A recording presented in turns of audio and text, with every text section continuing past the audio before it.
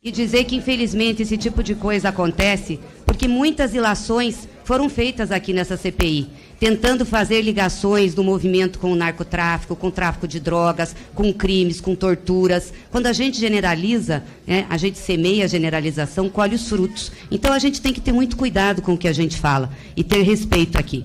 Mas eu queria, governador... O senhor contou uma história do MST aqui, se me permite, eu queria fazer uma correção.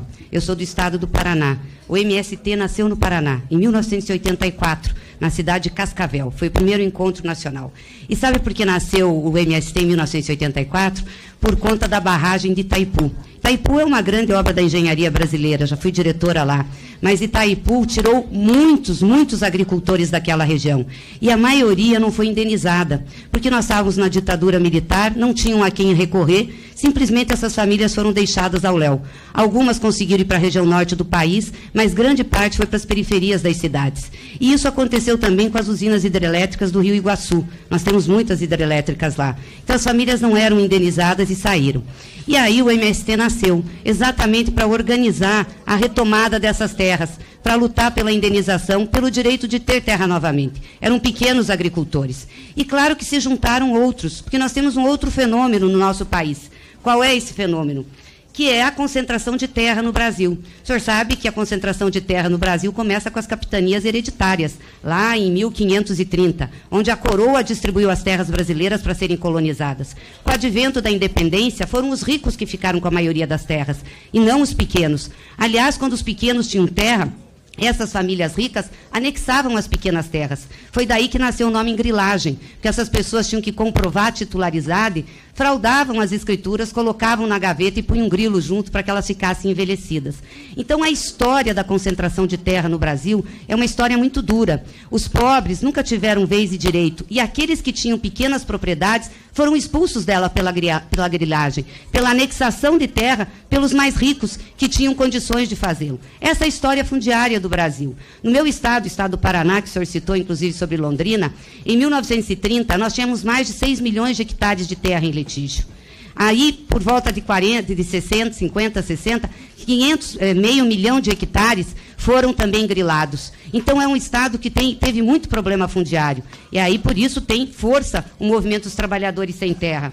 Agora, eu queria dizer para o senhor que esse movimento que vocês estão criminalizando tanto é responsável hoje pelo assentamento de mais de 450 mil famílias e assentamentos produtivos. Volto ao meu estado, para não falar dos outros.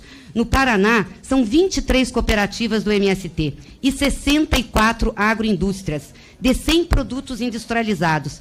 Entre a linha de produção dos assentados e acampamentos estão leite, milho, arroz, feijão, ovos, hortifruti, erva mate, polpa de suco. Essas famílias empregam, essas cooperativas empregam muita gente. Nas cidades onde existe cooperativa do MST, o assentamento do MST, o comércio é pujante, circula o recurso, tem riqueza.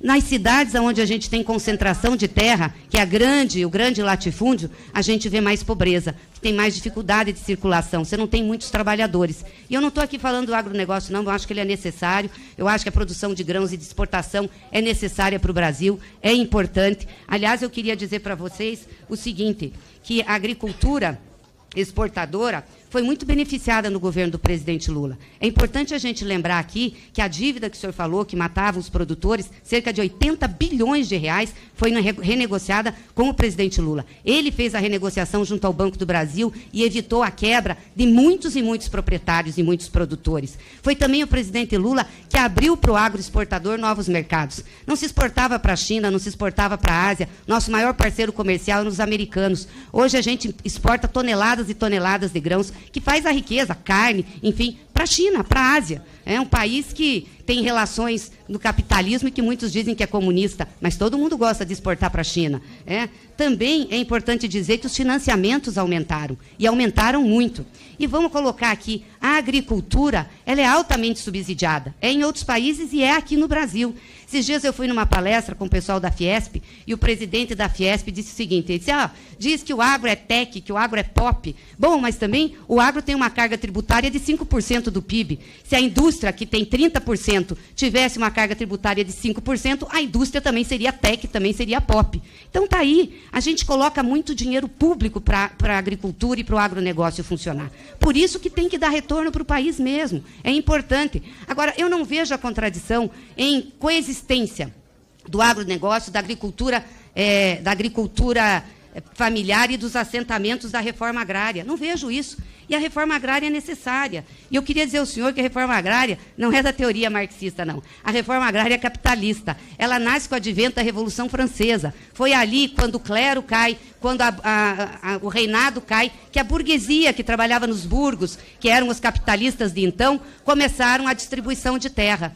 Alguns com mais concentração, outros com menos. Mas vários países da Europa já fizeram a reforma agrária. A Itália já fez, a França já fez, a Alemanha já fez. Esses países não são marxistas, não são socialistas, são capitalistas. O México já fez e nós estamos extremamente atrasados. E a reforma agrária feita nesse país, inclusive pelo governo Lula, com mais de 50 milhões de hectares de terra para assentamento, foi feita nos marcos legal, com indenização aos proprietários. E nós precisamos fazer, porque tem muita terra que é improdutiva, tem muita terra que precisa ser distribuída. É isso que vai garantir a riqueza do Brasil, é isso que vai garantir a prosperidade para o povo brasileiro.